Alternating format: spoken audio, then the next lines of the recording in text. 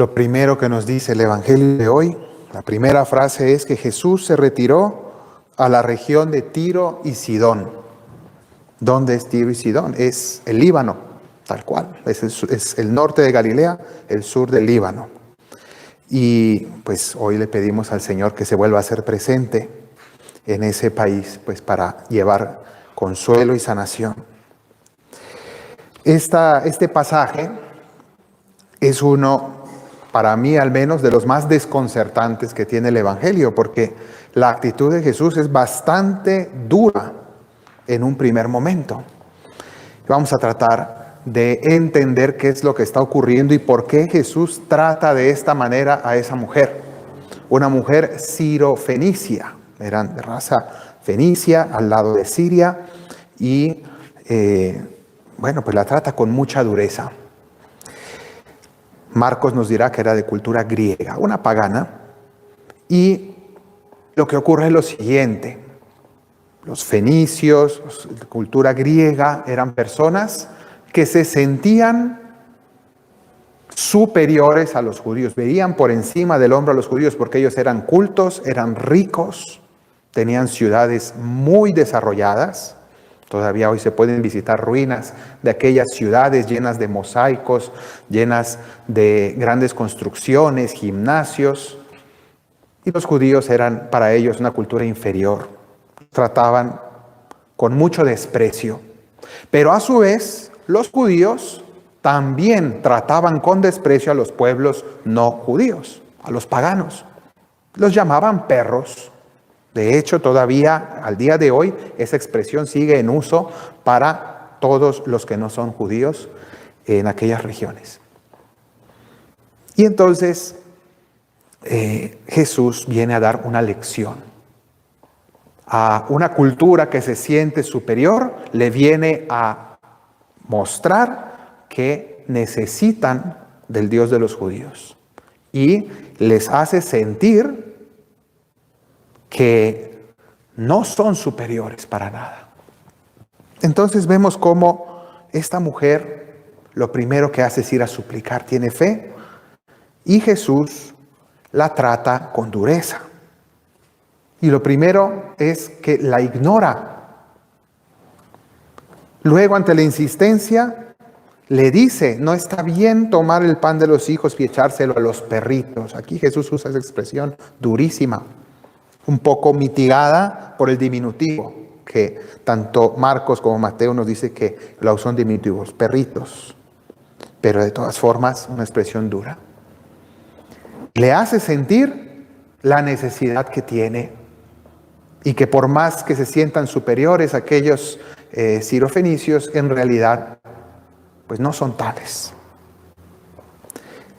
El Señor humilla a los soberbios.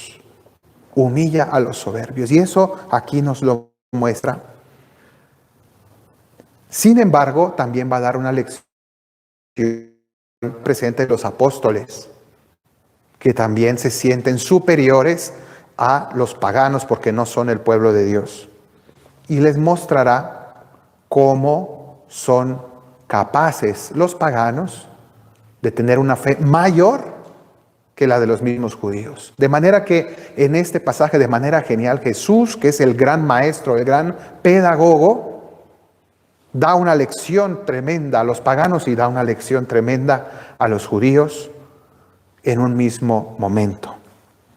Pero vamos a analizar de manera brevísima lo que aquí nos enseña todo este diálogo, porque es una lección de nuestra relación con Dios y específicamente de cómo hemos de pedir y cómo hemos de hacer oración. De hecho, hay muchas semejanzas, al menos yo leyendo este pasaje, veo muchas semejanzas con otro episodio del Antiguo Testamento, que es la batalla de Jacob.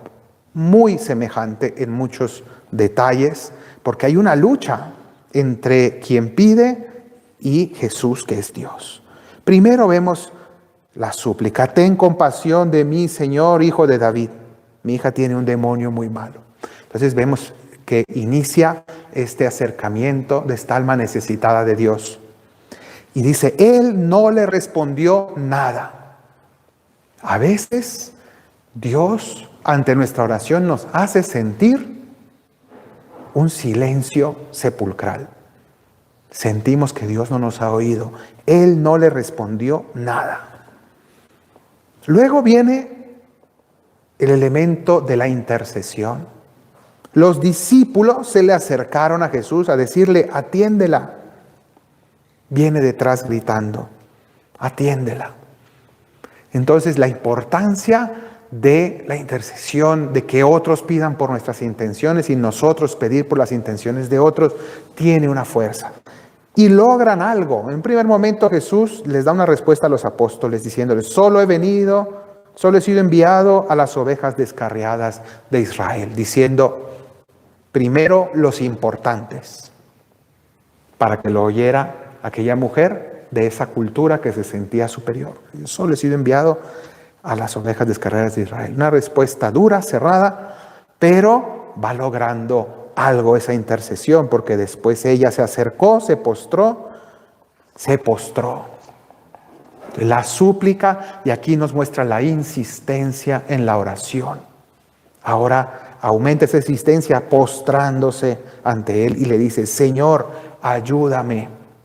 Jesús entonces le da aquella respuesta dura, le dice, no está bien tomar el pan de los hijos y echarlo a los perritos, refiriéndose a que los judíos eran los destinatarios de su misión y que Él pues no iba a dárselo a un pueblo que no se lo merecía. Entonces, en el fondo, Jesús le hace ver una cosa, por más que ustedes se sientan superiores, no te mereces esto. Y es verdad, no merecemos nada de Dios. Y es importante que Él nos lo recuerde, no porque no nos lo quiera dar, atención, Él nos hace esperar, no porque no nos ame, sino porque quiere que antes en nuestro corazón tenga las actitudes necesarias para pedir. Y la actitud necesaria, una de ellas, es el deseo fuerte. Otra actitud es la conciencia de que no merecemos nada. Y Él le está ayudando a que ella llegue a esas actitudes. Porque si yo pido algo sintiendo que merezco todo, entonces hay algo que no funciona, algo que está mal. E incluso me haría daño que Dios me concediera algo si yo pienso que me lo merezco.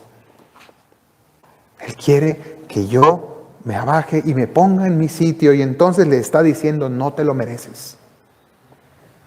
Respuesta maravillosa de esta mujer, humildad total. Le dice a Jesús, tienes razón, Señor, no me lo merezco. Pero también los perritos se comen las migajas que caen de la mesa de los amos. Entonces, vean ustedes cómo toca la fibra sensible de Jesús. Jesús, que se había estado haciendo al duro ante ella, en ese momento, ante esa respuesta de tanta humildad, se derrite. Y de haberle llamado de una manera tan dura y de haberle tratado de una manera tan fría, pasa a alabarla delante de todos. Y entonces dice esta alabanza, mujer, qué grande es tu fe.